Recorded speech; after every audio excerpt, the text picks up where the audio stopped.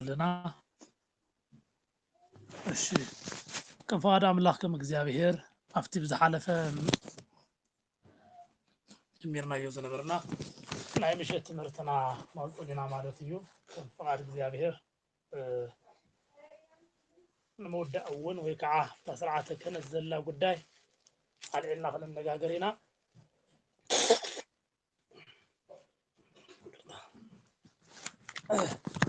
እግዚአብሔር አምላክ በሐዲስ ኪዳን ንካህናት ዝሃቦም ስልጣንን ሓላፍነትን ክንርኢ ከለና እቲ ሓደ ናይ ንስሓ ጉዳይ እዩ ብንስሓ ከዓኒ ሰብ ምስ እግዚአብሔር ምዕራቅ ሓጢአት ይቅረ ምባል ከም ዝኾነ ብዝሓለፈ ተነጋጊርና ነርና ብሕልፊ ኣብቲ ናይ ሓጢአት ስርየት ምውሃብ ዝብል ነገር ወዲ ሰብ ሕጊ እግዚአብሔር ከይጥሕስ እንተጥሒሱ ከዓኒ ካብቲ ዝጠሓሱ ሕጊ ተመሊሱ ብሕጊ እግዚአብሔር ንኽመላለስ ዝተዋሃበ ጉዳይ ከም ዝኾነ እዩ ዝነግረና ማለት እዩ ብዚ መሰረት ከዓ ካህን ሕጊ እግዚአብሔር ንኸይጥሕስ ወዲ ሰብ ዝሕልውን ዝከላኸልን እዩ ማለት እዩ ዛርጊሽ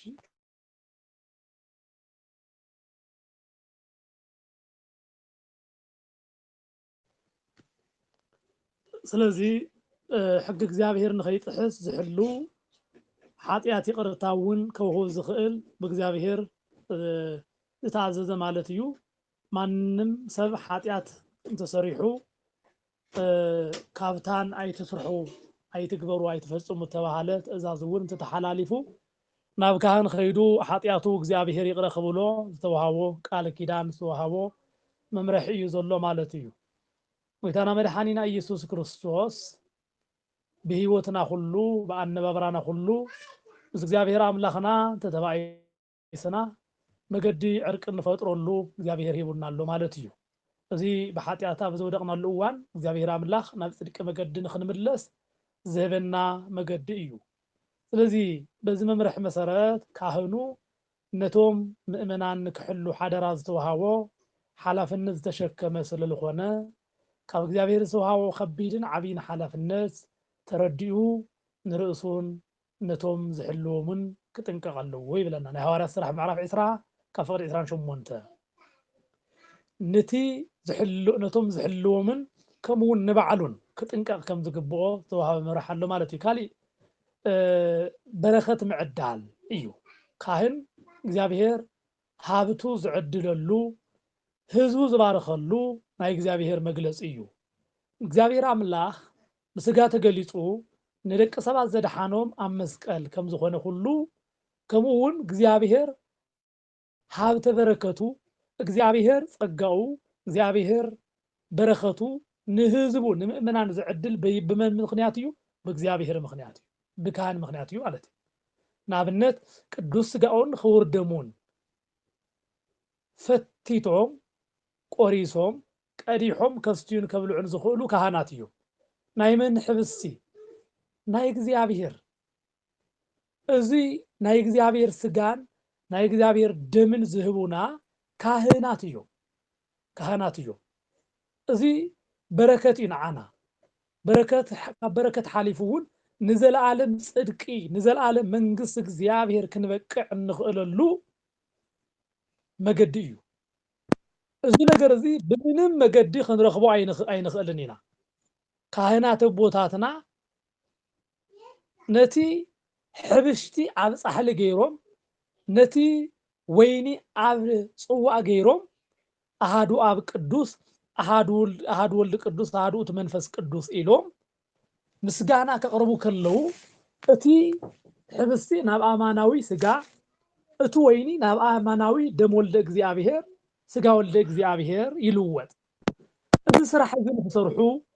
እዚ በረከት እዚ ንኽህቡና እዚ ጸጋ እዚ ንኽዕድሉና ዘዳለዎም እግዚአብሔር እዩ ንጠልፈሉና እግዚአብሔር ዝዓደሎም እዩ ምክንያቶም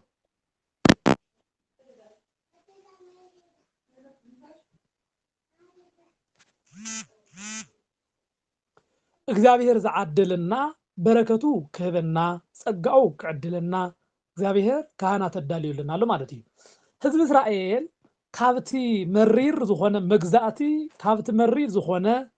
መገዲ ከውጾም ክደሊ ከሎ ንመን እዩ ኣዚዙ ንሙሴ እዩ ኣዚዙ እግዚአብሔር ባዕሉ ሙፃ ይኽእል ነይሩ ዳ ይኽእልን ይኽእል ነይሩ በተአምራት ገይሩ ሙፃ ይኽእል እዩ ግን እግዚአብሔር ልማዱ ግን እግዚአብሔር ስራሑ በዚ መገዲ ስለልኾነ ንእግዚአብሔር ስያ ከምዚ ገይርካ ከምዚ ክትገብር የብልካን ዝብሎ መን እዩ ማንም የለን ስለዚ ነቶም ኣብ መከራ ዝነበሩ ነቶም ኣብ ጭንቂ ዝነበሩ ነቶም ኣብ መከራ ኣብ ሕማም ኣብ ስቃይ ዝነበሩ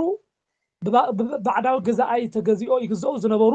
እዚ እስራኤል ከውጾም ክደሊ ከሎ እግዚአብሔር ንሙሴ ኣብ ቤተ መንግስቲ ኣብ እንዳ ፍርዖን ኣብ ኢድ ፍርዖን መጊቡ ኣባፂሑ ንዓኺ ደውፃዮም ኢልዎ እዚ ናይ መን ስራሕ እዩ ናይ እግዚአብሔር ስራሕ እዩ ስለዚ ክህነት ብሓድሽ ኪዳን እውን ስርዓተ ክህነት ክንርኢ ከለና እግዚአብሔር ኣምላኽ ሃብቱ ዝዕድለና በረከቱ ዘውርሰና መገዱ እዩ እግዚአብሔር ንደቁ በረከት ክህብ ክደሊ ከሎ እንታይ ዝገብር ኣብ ልዕሊ ካህናት ሓዲሩ ኖ በረከት ንህዝቡ ይዕድል ማለት እዩ ብካህናት ጸሎት ገይሩ ናይ ዘለዓለም ህይወትን ናይ ዘለዓለም በረከትን ከዓ ይዕድልና ናይ ዘለዓለም ህይወት ዝህበና እግዚአብሔር በየናይ መገዲ እዩ ኖ ስጋይ ዝበልዐ ደመይ ዝሰተየ ናይ ዘለዓለም ህይወት ኣለዎ በለ እዚ ናይ ዘለዓለም ህይወት ከብኡ ዝኽእል ስርዓት ሕጊ ኣብ ኢድ ካህናት እዩ ቤተ ክርስቲያን ብዘይ ካህናት ኣይትቅደስን ቤተ ክርስቲያን ብዘይ ክህነት ኣይትግልገልን ማንም ተላዒሉ ነታ ሕጊ ቤተ ክርስቲያን ክመርሓ ዝኽእል የለን እግዚአብሔር ባዕሉ መሪፁ ንህዝቢ እስራኤል ክመርሕ ንኣሮንን ንሙሴን ከም ዘለዓለ ኩሉ ለምውን እግዚአብሔር ካህናት እንዳለዓለ እዩ ዝምግበና ህይወት ዝህበና በረከቱ ዘሕድረልና እውን ብካህናት እዩ ነዚ እዩ ካህን ሓደ ብንስሐ መገዲ ምስ ፀዋዕናዮ ብካሊእ መገዲ ብበረከት ዝባረኸና እዩ ኢሉ ምክንያቱ እግዚአብሔር እንታይ ኣለዎ መሲልኩም ኣምላኽና እግዚአብሔር ካብ ምድሪ እስራኤል ሙሉእ 12 ሰባት መሪፁ ንምንታይ እዚኣቶም መሪፅካ ምባል ዝኽእል ኣሎ ዶ 36 ቅዱሳን ኣዴታትና መሪፁ ንምንታይ ካልኦት ዘይመረፅካ ንምንታይ 4 ዘይገበርካ ዝብል ክብል ዝኽእል ኣሎ ዶ ከምኡውን እቶም 72 ኣርድእት እዞም ካብ ሙሉእ እስራኤል ወይ ከዓ ካብ ሙሉእ ዓለም 120 ስድራ ጥራይ ምምራፅ ናይ እግዚአብሔር ሕጊ ዳ እምበር ናይ እግዚአብሔር ፈቃድ ዳ እምበር ናይ ማንም ፈቃድ ኣይኮነን ስለዚ ካህናት ገይሩ ሸይሙ ንሃዋርያት ንህዝቡ መድሓኒት ክህቡ ምእንታን ክገብሮም ከሎ እዚ ናይ እግዚአብሔር ፈቃድ እዩ ንእግዚአብሔር ግን ንምንታይ ከምዚ ገበርካ ማለት ሎሚ ሕዚ ተላዒሎም ካህነ የድልየናን ኢሎም ነቲ ሕብሽቲ ነቲ ወይኒ ተለወጥ ናብ ኣማናዊ እንተኢሎሙ ክኾነ ይኽእልን ኣይኽእልን ምክንያቱ እግዚአብሔር ዝበሎ ዳ እምበር እግዚአብሔር ካብ ዝበሎ ወፃኢ ክኾን ዝኽእል ነገር የለን እግዚአብሔር ሰርዖ ስርዓት ንሱ ስለዝኾነ ማለት እዩ እግዚአብሔር ዘቐመጦ ሕጉ ንሱ ስለዝኾነ ማለት እዩ እግዚአብሔር በዘቐመጦ ሕጊ ተዘይኮይኑ ብበዓልትና ሕጊ ብበዓልትና ፈቃድ ነውፅኦ ነገር ትርጉም የብሉ ካህነ የድልየንን ቀሺ የድልየንን ገዛይ ፀበል ምርጫ ወይ የድልዮን ኖ ከም ቃሕታይን ከም ድሌትን ክነብር እየ ዝብል ሰብ መሊ እዩ ግን ኣይኮነን ንቅዱስ ጴጥሮስ መፍትሒ ክህቦ ከሎ ንኻሊእ መፍትሒ ምሃብ ክስኢኖ ይኮነን ጎይታ ሰበስልጣናት ነይሮም ካልኦት እውን ነይሮም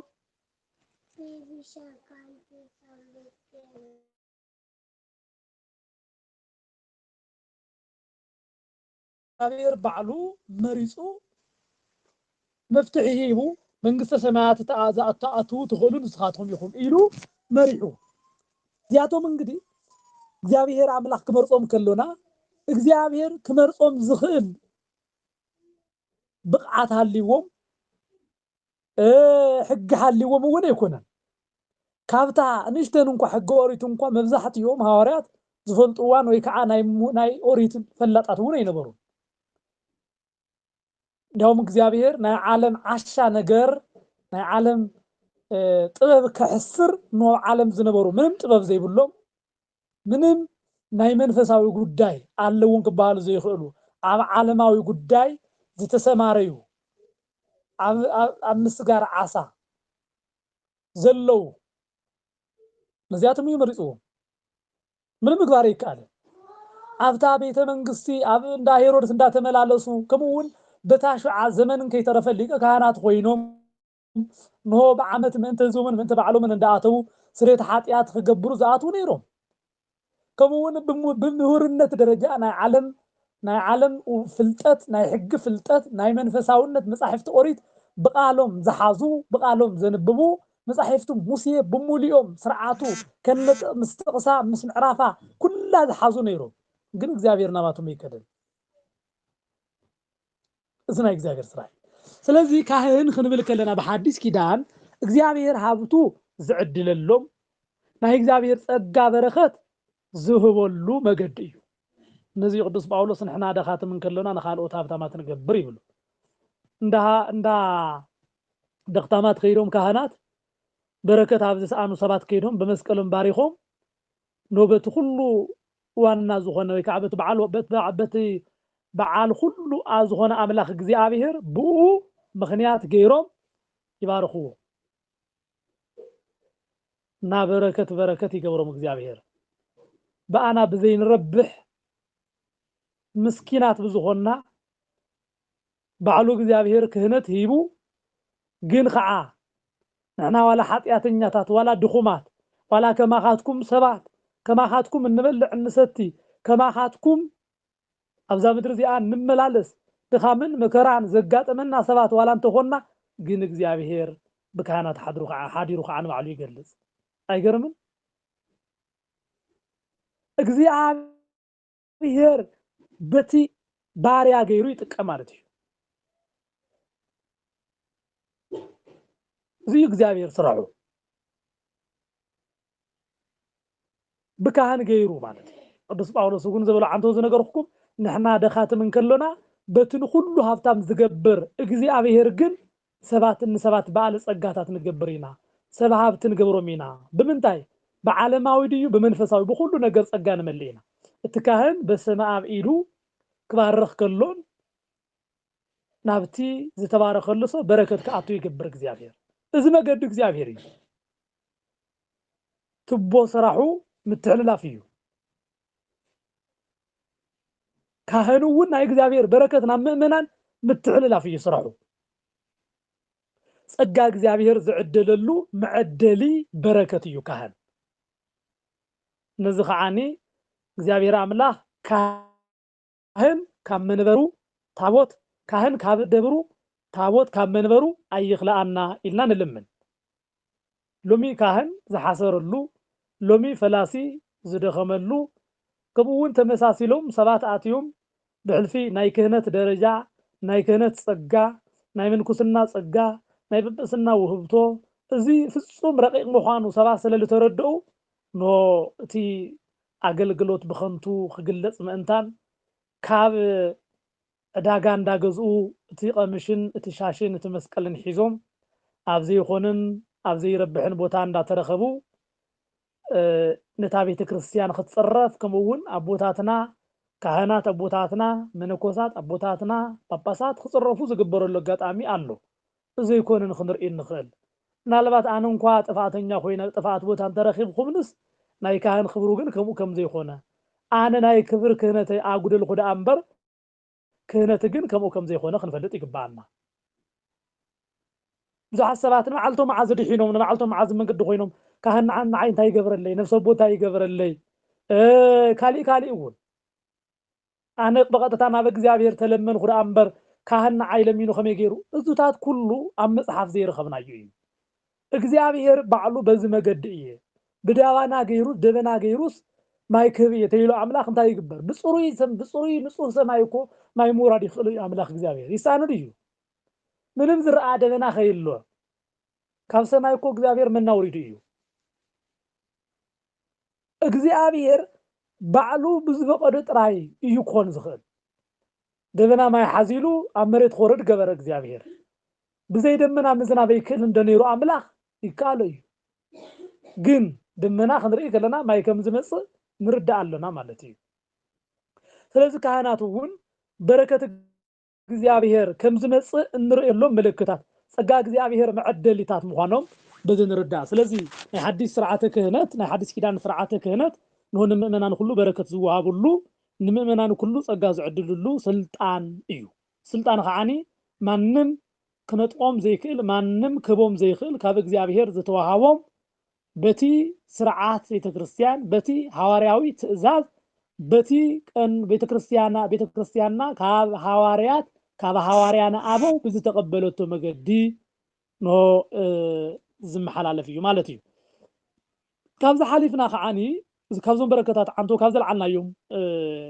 ተወሳኺ ክንርኢ ከለና ካህን ናይ እግዚአብሔር ውልድነት ዝዕድል እዩ ካህን ብበሉማ ከመይ ዝበለ ጸጋ ከም ዝኾነ እዚ ክህነት እዚ ሎ መቕሊልና ሎ መትሒትና ርኢናዮ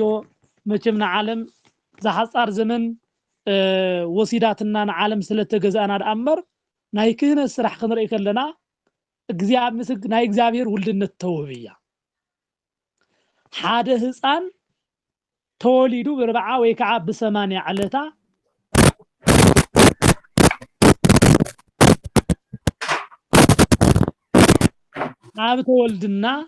ሀብተ ወልድና ስመ ክርስትና ሀብተ ወልድና ስመ ክርስትና ዝዕደለሉ ብካህን እዩ ምክንያቱ በሜሮን بقبع ميرون كبيرو نهو بتمقات تحاسيبو بتمقات ولدنت رخيبو بعلة عربي بزفسسلو دم كابو قنو بما يقبو مالتيو نايلة قرصي خوينا خمس فتسات الدمن ماين كمزو حزت كابو قنو قويتانا مدحانينا يتكرسوس بتاعلة عربي تماينا بقى يزغير مالتيو تكاهن أهدو أو قدوس قبل حج خلون حزون أهدو أو قدوس حد ولد قدوس يلو سرعة قداسي خبص كله تماين تايز غون مالتيو ناب ما يقبو يزلوت ما يقبو يزلوت كابو قويتانا كامدحانا كيسو كابو قنو زوص ماي نابو يزلوت مالتيو بزخ عاني ثلاثة مستيرات تفصيمهم سرعة قربانن سرعة تمكتن مستيرة تمكتن مالتيو مستيرة قربانن كمون مستيرة ميرونن تفصيمن زن ثلاثة نقرات بحدا معالته تكناوينون هالو حدثا نهو هذا تولدنا سمى كريستنا يرك مالتي بمني بكاهني زي بعالم نرخبو ነገር يكونن العالم بزلو حيالات عدي ዝርከብ ጸጋውን ኣይኮነን ሓደ ሰብ ተጽዕኖ ፈጣሪ ኮይኑ ብዘለዎ ዓለማዊ ፍልጠትን ክእለትን ብዝተፈላለየ መገዲ ኖካብ ዝተፈላለየ خبرات ዓዲ ዝበሃላ ዜግነት ክረክብ ይኽእል እዩ ዜግነት ክረክብ ይኽእል እዩ እዛ ሰማያዊ ዜግነት እዛ ሰማያዊ መንግስት እግዚአብሔር ንወርሰላ ጸጋ ትዕድልና ግን ብካህንና ብካህን ጥራይ ናይ ዓለም ፈላጣት ናይ ዓለም ፍሉጣት መራሕቱ እንኳስ ክህቡና ዘይክእሉ እዩ ኣብ ዓለም ኣለው ተባሉ ተጽዕኖ ፈጣርቲ ሁሉም ንዓቶም እንኳስ መን ይዝዕድል ዝክቡ ተባሂሉ ካህን ጥራይ የሞዶ ከዘሎ ጸጋ ዝናይ እግዚአብሔር ማንም በበዝሕ ገንዘቡ ማንም በበዝሕ ጥበቡ ማንም በበዝሕ ስልጣኑ ክገዛእ ዘይክእል ረቃቅን ሰማያዊትን ምዃና የረዳአና ኣሎ ማለት እዩ ናይ ክብነት ናይ ክብረ ክህነት ናይ ክህነት ክብሪ ክንድዚኣ እያ ካብዚ ውፅእ ክንብል ከለና ከዓኒ ሰባት ብሓጢኣት ተታሒዞም ብሓጢኣት ቁስሊ ብሓጢኣት ደዌ ተታሒዞም ኣብ ዝነብረሉ እዋን ናብ ካህን መጽኦም ከዓኒ ካብ እግዚአብሔር ምስ እግዚአብሔር ዕርቅ ክፈጥሩ ገይሮም ካህናት ዘለዓለማዊ መንግስቱ ይወርሱ ዘለዓለማዊ መንግስቱ ክወርስ ይገብሩ ሕዚ እውን ኣብ ዓለም ዘለው ብበዝሕ ሓፍቶም ብበዝሕ ዝንኦም ብበዝሕ ፍልጠቶም ክረኽብዋ ዘይኽእሉ መንግስቲ እግዚአብሔር بكاهن تركب منجست እግዚአብሔር እያ ማለት እዚያ ትርከብ ምንታይ እዩ ንካህን ብዝተዋሃቦ ካብቲ እያ ዝሁሉ ዝርከብ ብካህን ምዃኑ ብካህን መገዲ ምዃኑ ተረዲእና ብሓቂ ካህን ክንደየናይ ክህነት ክንደየናይ ክብሪ ክንደየናይ በረከት ከም ዘለዎ ኣብዛ ምድር እዚኣ እንዳሉና ክንፈልጥ ይግባአና ማለት ፈሊጥናን ኣኽቢርናን ንባዕልትና ንምጥቃም ዝኣክል እምበር ሓደ ካህን ከበረ ኣይ ከበረ ትርጉም የብሉ ማለት بسجا سلل خبر حدث أنا أمزيا سلل ترخبكو بزحاتون قال إجزامير سلل مجبخو بسبب زلون خبري نسماوي صدقي زبق عيكونه قداس بتسماوي أملاخ إجزابير خبر ترخيبه نعوز حقوس راح تتهاليو من جن هون تزعبي من قص إجزابير مرق سلل خونكو كحقوسن كدستني يقبعني سبع سلل زبلونا من علبات نمعلتنا خبر خنبرينا إجزابير كنا نسكانات كنا خبرو من نخيل ودينغل ماريام كنا خبر كلنا لإجزابير نمخباريو إجزابير كنا خبر كلنا خبر سلل ساعنا كي خونس نمعلنا نتقمنا أيو كهان كنا خبرو كلنا ون نمعلتنا نتقمنا إجزابير نزخبرو مخبار إجزابير نزز مرصوم نزز صدقوم صداق بركة سلن ركب أمبر نحاد كهان نحاد ممهر سلزواردنايو سلزصرفنايو منم تقاوتو نخو ነገር የለን እንዳውም እኮ በዚህ ሰዓት እዚ ንሕና ናይ ዓለም ሰባት እዚ ኣመሲልና ናብ ምንባር ተጸጋጋዕና ኮይና ዳእምበር ካህን እኮ ክጽረፍ ካህን እኮ ክዋረድ ኣብ ዓለም ተገበእ እዩ ምክንያቱ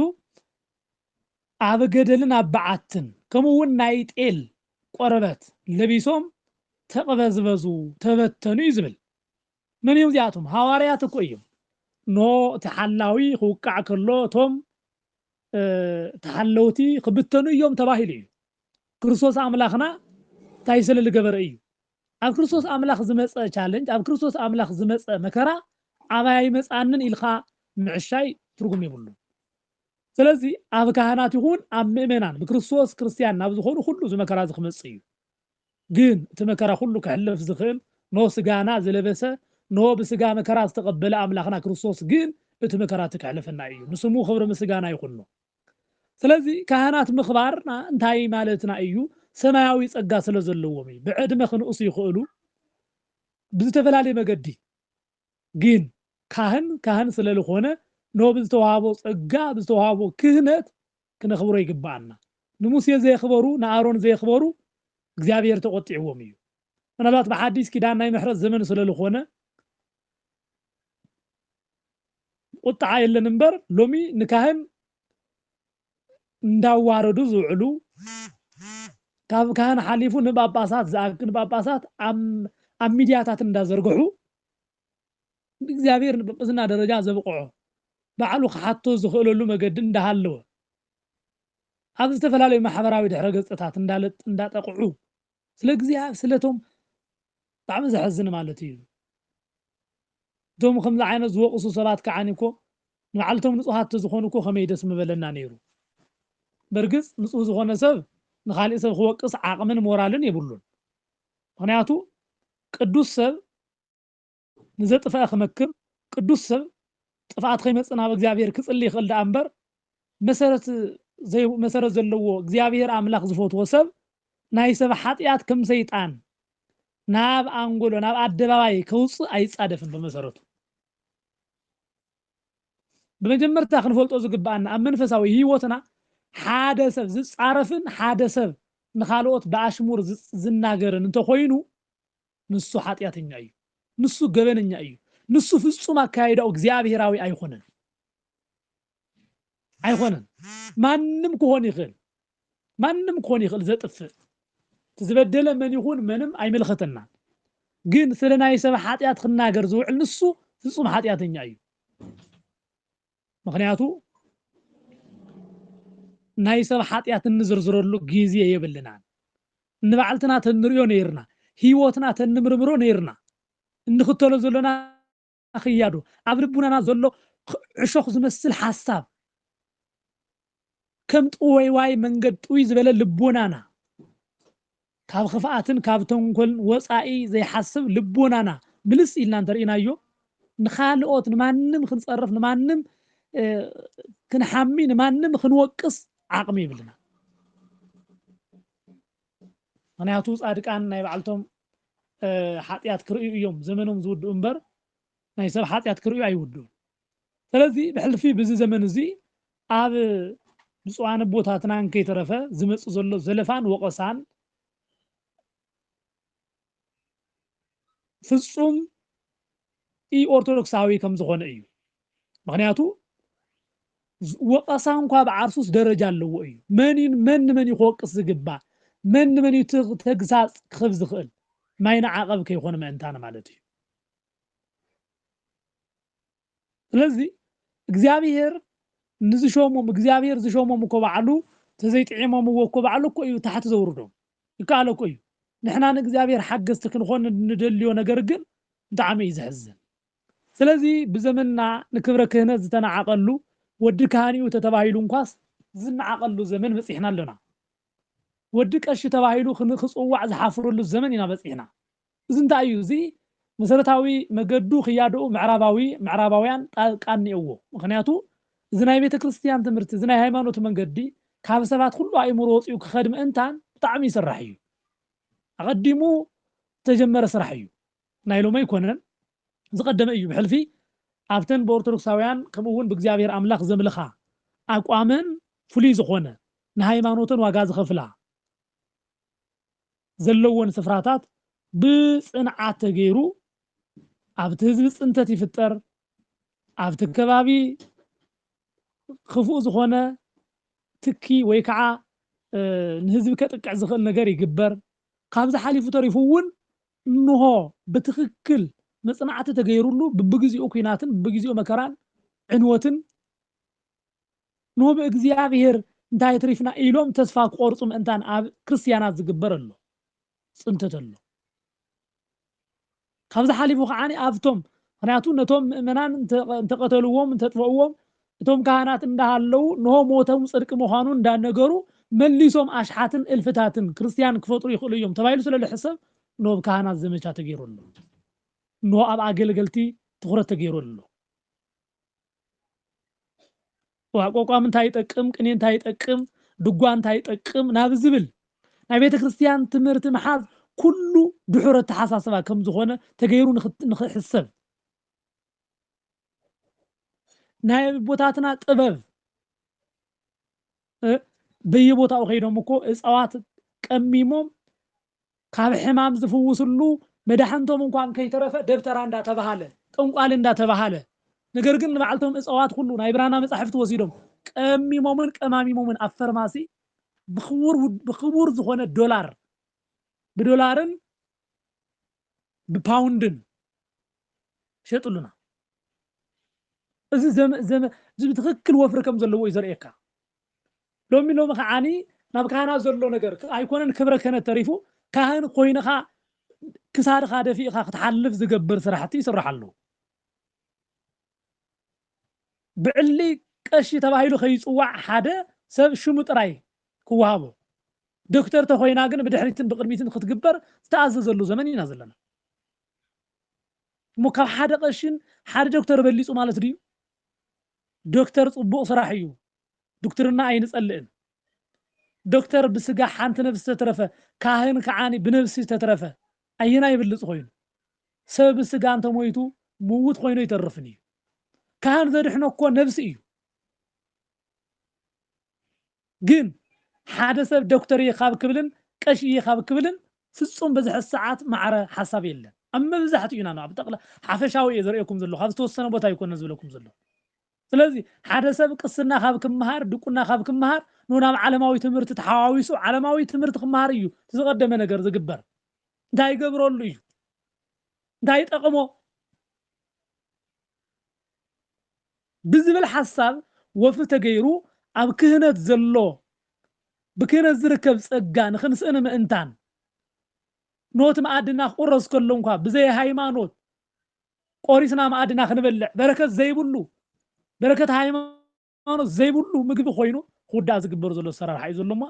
እዚ ነገር እዚ ብጣዕሚ ክንምልከቶ ይግባአና ህዝብናን ዓድናን ብእግዚአብሔር ዝተባረኸ ብካህን ዝተባረኸ ዳኣ እምበር ሎሚ ብ እንታይነቶም ብዘይፍለጥ ሰባት ዝምራሕ ከም ስልጣነ ዝቁፀረሉ ማለት እዩ ንቤተ ክርስቲያን ዘበሳበሰ ንቤተ ክርስቲያን ዘዋረደ ስመ እግዚአብሔር ዝፀረፈ ከም ስልጡን ዝቁፀረሉ እግዚአብሔር ኣበየሎ ስለለበለ በቃ እሱ ተመራማሪ ንቑሕን እዩ ተባሂሉ ዝውሰደሉ ዘመን ኣይኮነን ዲና ዘለና እዚ እኮ ልክዕ እዩ እግዚአብሔር መን እዩ እንተኢሉ ሓደ ሰብ ዋይ ንሱ ዳ ርእሱ ምሁር እኮ እዩ ኣብ ክሳዱ ማዕተብ የብሉ ንሱ ዳ ምሁር እንድዩ ቤተክርስቲያን አይከሩ አንሱ ዳ ፈላጥ እንዲ ዶክተር እንዲ ፕሮፌሰር እንዲ የማን ጸጋሙን ዘይፈልጽ ዶክተርን ፕሮፌሰርን ታይጠቅም እዩ ቀዳሚ ሃለ ጥበብ ፈሪሃ እግዚአብሔር እኮ እዩ ናይ መጀመርታ ጥበብ ማለት ናይ መጀመርታ ፍልጠት ናይ መጀመርታ ትምህርቲ እግዚአብሔር ምፍራህ እዩ ካብቲ ፕሮፌሰር እግዚአብሔር ዝፈርሕ ገባር ይሕሸና ሕዚ ዳ በዘመን መዓዝ ፕሮፌሰር ጠፊዩ መዓዝ ዶክተር ጠፊዩ መዓዝ መምህር ጠፊዩ እቶም አቦታትና በግብርና ዘመኖም ዘጽንሕዋ ዓዲ ኖ ብዙሓት ምሁራን ተፈጢሮም ነታ ዓዲ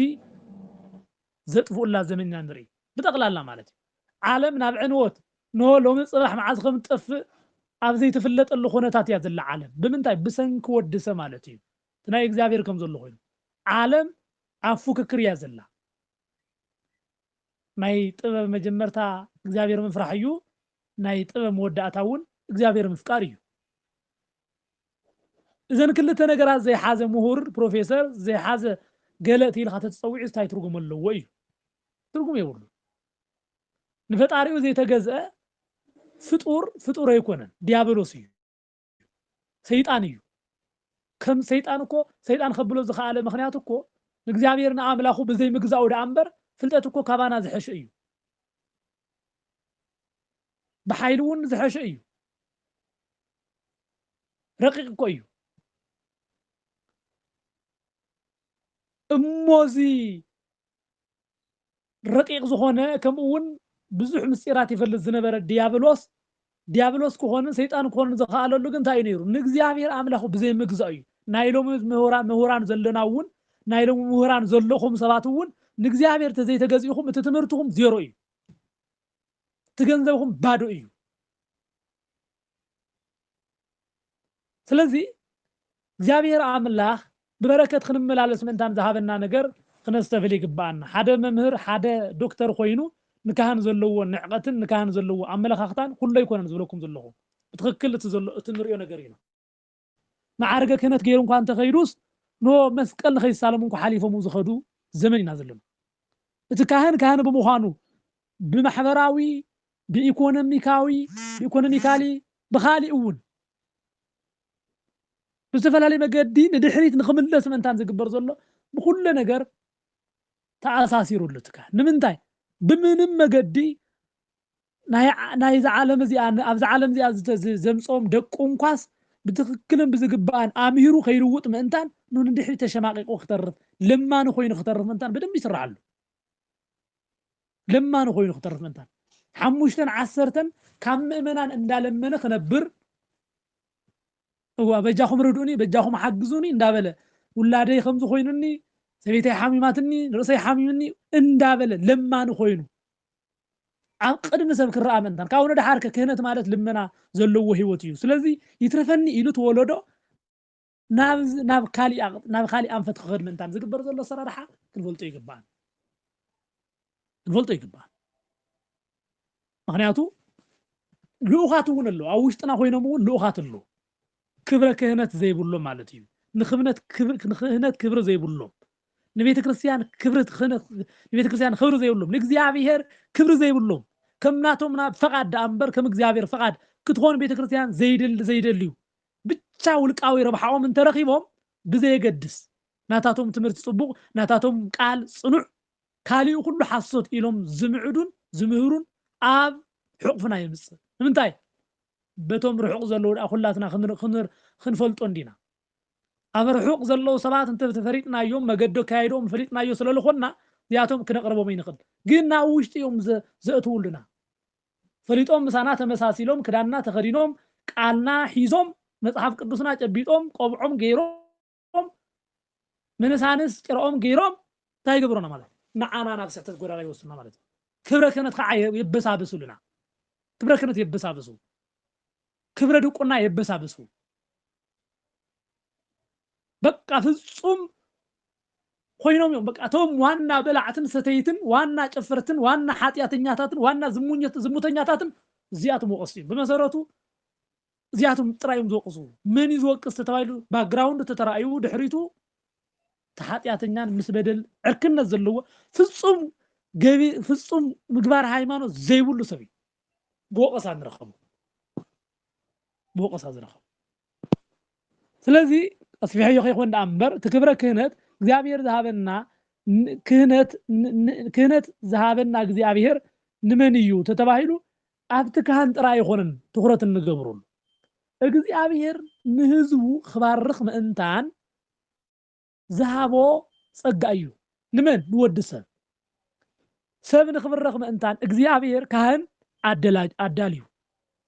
ብካህን ገይሩ በረኸቱ ይሰድድ ማለት ብደመና ገይሩ ማይ ከም ዘውርድ ሁሉ እግዚአብሔር ብካህን ገይሩ ከዓ በረከት ይዕድልና ማለት እዩ በረከት ካህናት ቦታትና በረከት መነኮሳት ቦታትና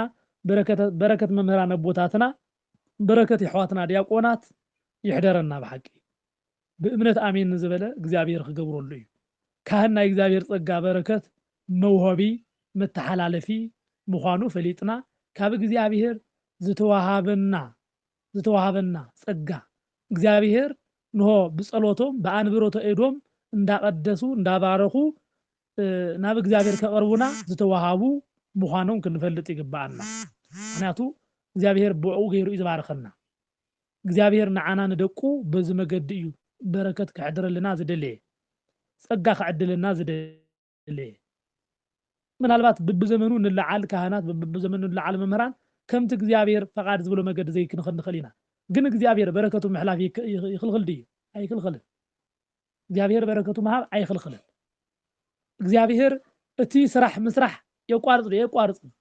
ኣነ ስራሕ እንተቋሪጽ እግዚአብሔር ስራሑ ይሰርሕ እዩ ሓደ ሓጢያተኛ ካህን መጽዩ ጸሎት ገበረልኩም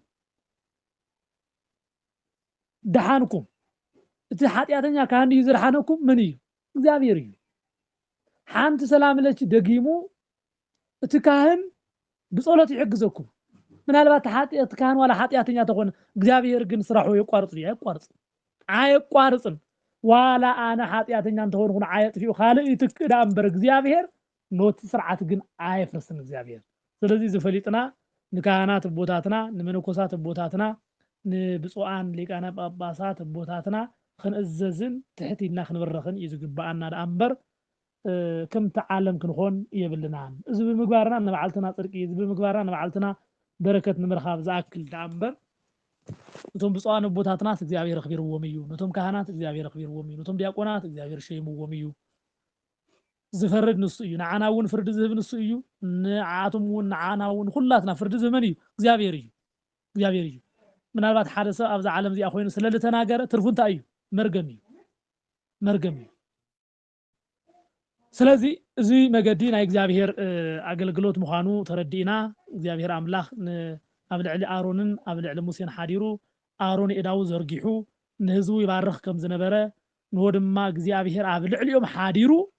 ተገሊጹ ይባርኾም ከም ዝነበረ ሁሉ ሎሚ እውን እግዚአብሔር ኣብ ልዕሊ ካህናት ሓዲሩ እግዚአብሔር ይሃሎ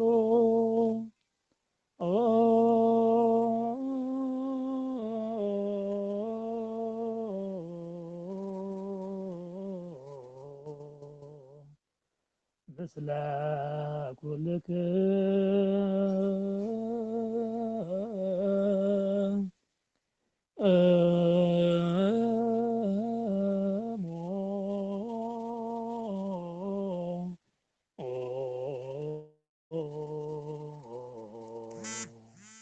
ኢሉ ካህኑ